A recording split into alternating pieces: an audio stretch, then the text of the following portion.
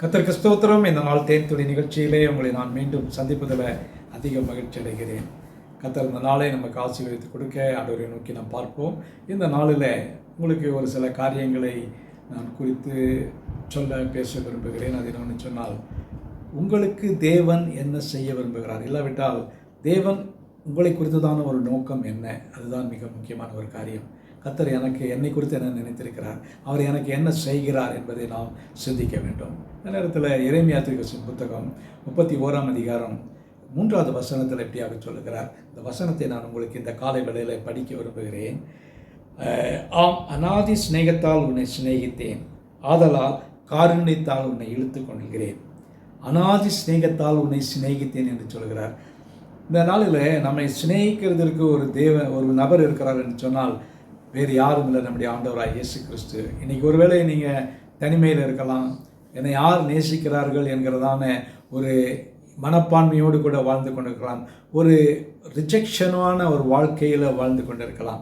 அப்படிப்பட்ட உங்களுக்கு நான் சொல்லக்கூடியதான காரியம், கவலைப்படாதீர்கள், உங்களையும் நேசிப்பதற்கு ஒருவர் இருக்கிறார். அவர் யார் என்று சொன்னால், நம்முடைய உற்றார் அல்ல, உறவினர் அல்ல, நம்முடைய கணவனோ மனைவியோ பிள்ளைகளோ அல்ல, இந்த வானத்தையும் பூமியும் படைத்த சர்வ வல்லமை உள்ளதான தேவனாகிய ஆண்டவர்.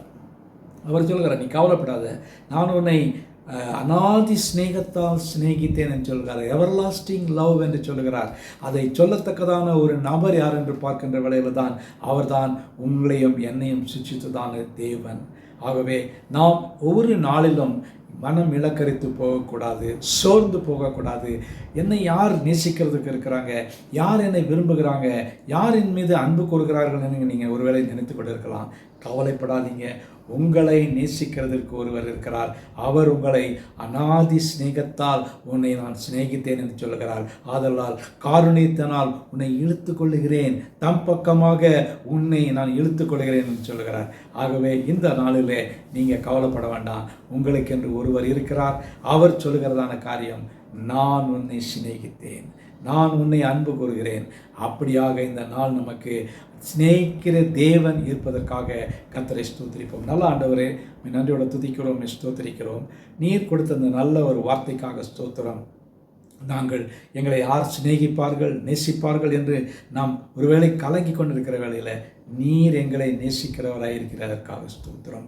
அப்படிப்பட்டதான ஒரு மன நிறைவை இந்த நாளிலே நீர் எங்களுக்கு கொடுத்ததற்காக ஸ்தோத்திரம். இந்த எரேமியா 31:3க்காக நன்றி செலுத்துகிறோம். மீட்பர் இயேசுவின் நாமத்தில் ஜெபிக்கிறேன் நல்ல பிதாவே, ஆமேன், ஆமேன். கர்த்தர் உங்களை ஆசீர்வதிப்பாராக. இந்த நாள் உங்களுக்கு ஒரு மிகுந்த சந்தோஷமான ஒரு நாளாக அமையட்டும்.